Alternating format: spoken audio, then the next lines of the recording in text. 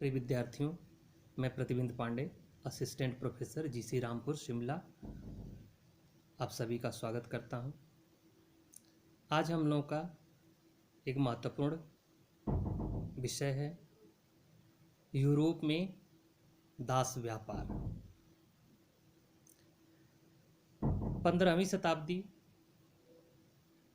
का संपूर्ण विश्व में एक महत्वपूर्ण स्थान है। 15वीं शताब्दी ने संपूर्ण विश्व को अनेक रूपों में प्रभावित किया। एक तरफ पुनः जागरण, धर्म सुधार आंदोलन, वैज्ञानिक और तकनीकी खोजें, व्यापार और वाणिज्य, उद्योग धंधों की स्थापना और सबसे प्रमुख था मानवतावाद की स्थापना हुई। लेकिन उसी समय मानवीय सभ्यता पर एक कलंक के रूप में यूरोप में दास व्यापार का प्रारंभ होता है।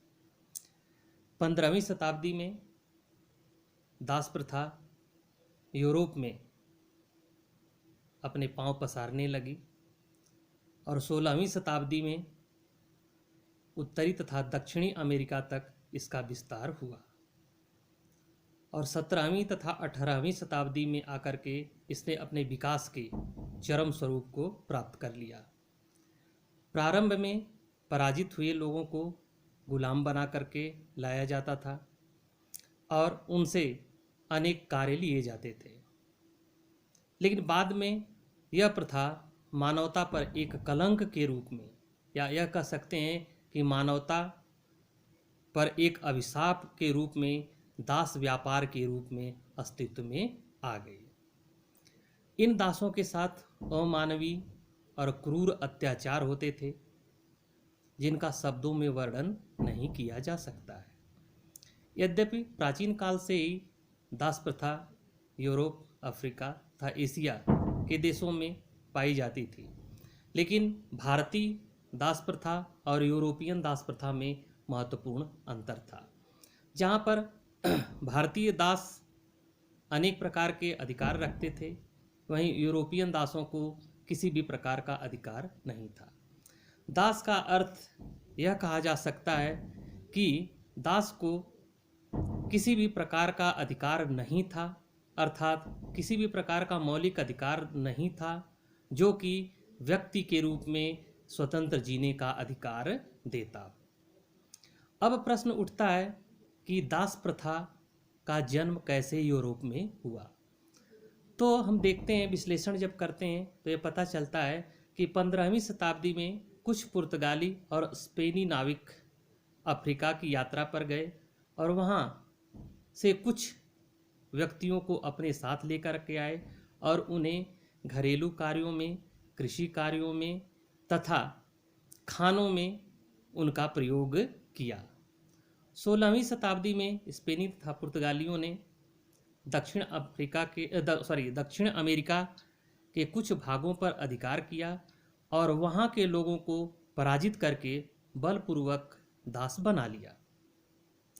दास बनाने के पश्चात ये लोग उनके ऊपर अत्याचार करते थे तथा अनेक प्रकार के कार्यों में उन्हें संलग्न रखते थे। लेकिन अब इनके सामने यह समस्या आई कि ये दास स्थानीय होने के कारण इनके नियंत्रण में नहीं रह पाते थे, समय समय पर विद्रोह करते थे, अवसर पाकर के ये चले भी जाते थे, जिससे इनको अपने कार्यों में कठिनाई महसूस हुई। इस समस्या के समाधान के लिए इन लोगों ने अफ्रीका से दासों का आयात करना प्रारंभ किया और यहीं से दास व्यापार का प्रारंभ होता है, जो कि आधुनिक सभ्य समाज और मानवता पर एक कलंक के रूप में था। अब दास प्रथा का जन्म हुआ तो अब दासों का व्यापार किस प्रकार से किया जाता था और क्यों दासों का व्यापार प्रारंभ हुआ। तो जो 17वीं और 18वीं शताब्दी का समय था, यूरोप में दासों की अत्यधिक तीव्र मांग बढ़ी और लोगों को दासों की आवश्यकता महसूस हुई। दासों की आवश्यकता महसूस होने का प्रमुख कारण था वनों की सफाई करना, कृषि कार्य के लिए प्रयोग में लाना और 17वीं शताब्दी में सोने की खदानों की खोज हुई, जिसमें उन्हें मजदूर के साथ साथ सस्ते श्रम की भी आवश्यकता थी। सस्ते श्रम की आवश्यकता ने यूरोपियन व्यापारियों को अफ्रीका की तरफ आकर्षित किया और अफ्रीका में स्थानीय प्रभावशाली लोगों के साथ मिलकर के इन लोगों ने दासों का व्यापार प्रारंभ किया। स्थानीय लोग बलपूर्वक लोगों को बंदी बनाते थे और उन्हें यूरोपियंस को बेच देते थे। अब इन दासों में युवा दास अधिक होते थे, जिनकी उम्र 13 वर्ष से 30 वर्ष के बीच में होती थी। महिला दासों की संख्या भी थी, लेकिन वह नाम मात्र की थी। बच्चों की संख्या नहीं होती थी। ये यूरोपियन इन दासों के बदले में स्थानीय व्यापारियों को मक्का, कुमाला, कसावा तथा चीनी जो उनके उपयोग की होती थी उन्हें प्रदान करते थे, और उसके बदले में कभी कभी दासों के बदले में उन्हें धन भी प्रदान किया जाता था। तो ये जो स्थानीय लोग थे, स्थानीय लोगों के माध्यम से इन लोगों ने दासों का व्यापार प्रारंभ किया। इन दासों को जहाज के माध्यम से जहाज़ों के माध्यम से इनके पास भेजा जाता था, और इस समुद्री यात्रा में लगभग 25 से 45 दिन का समय लगता था। दासों को अनेक कष्टों का सामना करना पड़ता था, जिसके कारण कुछ दास तो रास्ते में ही मर जाते थे, या तो कुछ दास आत्महत्या कर लेते थे।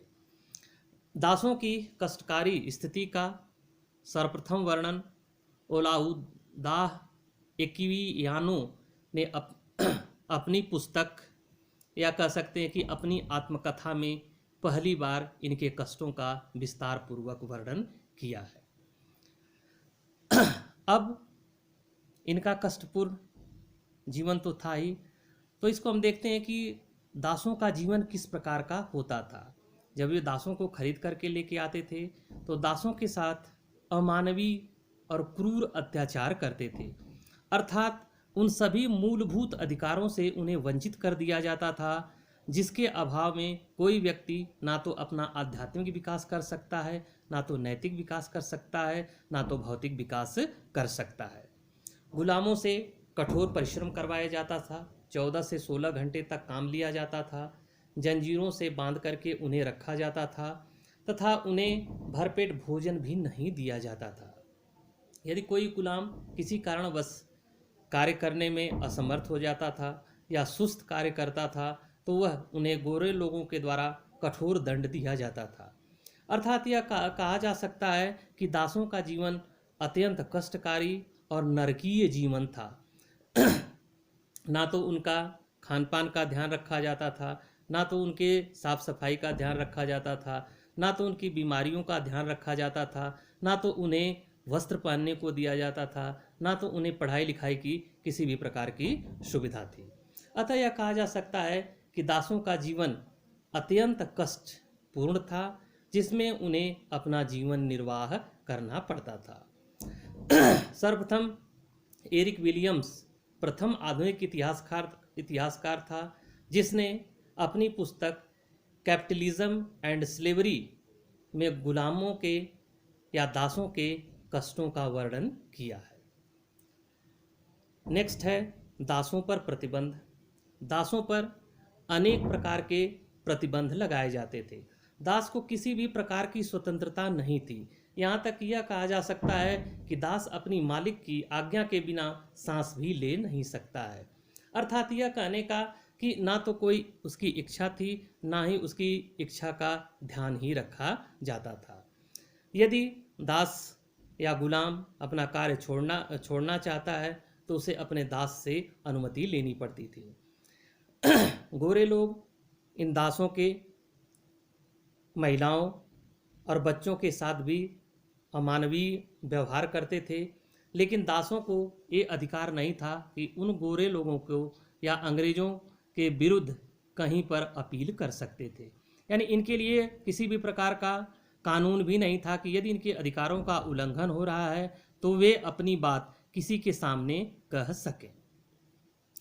अब यह कहा जा सकता है कि दासों पर अनेक प्रकार के प्रतिबंध लगाए गए थे, उन्हें किसी भी प्रकार की स्वतंत्रता नहीं थी। अब प्रश्न उठता है कि दास व्यापार का प्रभाव क्या रहा। संक्षिप्त में हम दास व्यापार का प्रभाव देखते हैं तो उसके दूरगामी परिणाम आते हैं। सर्वप्रथम तो यह अफ्रीका के लिए अत्यंत कष्टकारी और विनाशक सिद्ध हुई। 15वीं शताब्दी में दासों का व्यापार सीमित पैमाने पर प्रारंभ हुआ था और 17वीं और 18वीं शताब्दी में जाकर के यह अपने शिखर पर पहुंच गया।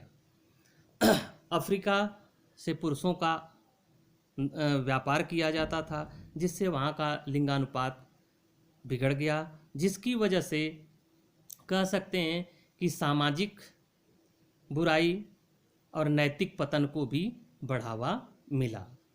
साथ ही साथ इन्हें अनेक प्रकार के कष्टों का सामना भी करना पड़ता था। अतः यह कहा जा सकता है कि दास व्यापार का मानव और मानवीय सभ्यता तथा मानवता के लिए अत्यंत कष्टकारी प्रभाव के रूप में अपने अस्तित्व को बताता है। यानी दास व्यापार यह कहा जा सकता है कि दासों के लिए कभी भी यह उचित नहीं रही और आगे भी यह उचित नहीं रहेगी।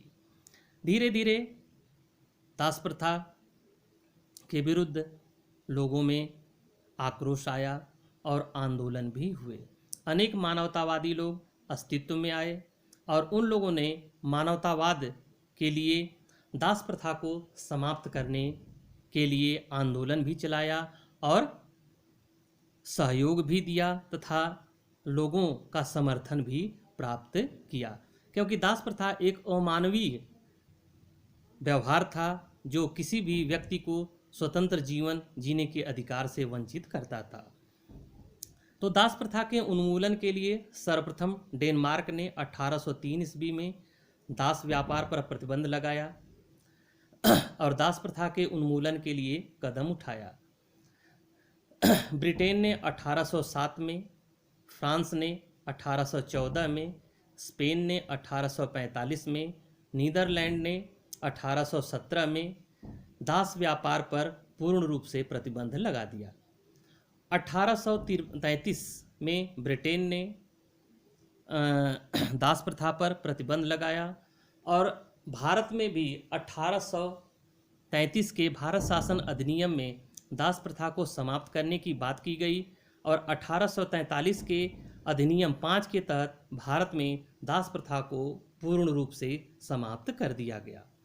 संयुक्त राज्य अमेरिका में 1865 में दास प्रथा जैसी अमानवीय प्रथा को प्रतिबंधित किया गया और लोगों को स्वतंत्र जीवन जीने का अधिकार मिला। यानी कोई भी व्यक्ति किसी भी व्यक्ति को दास नहीं बना सकता।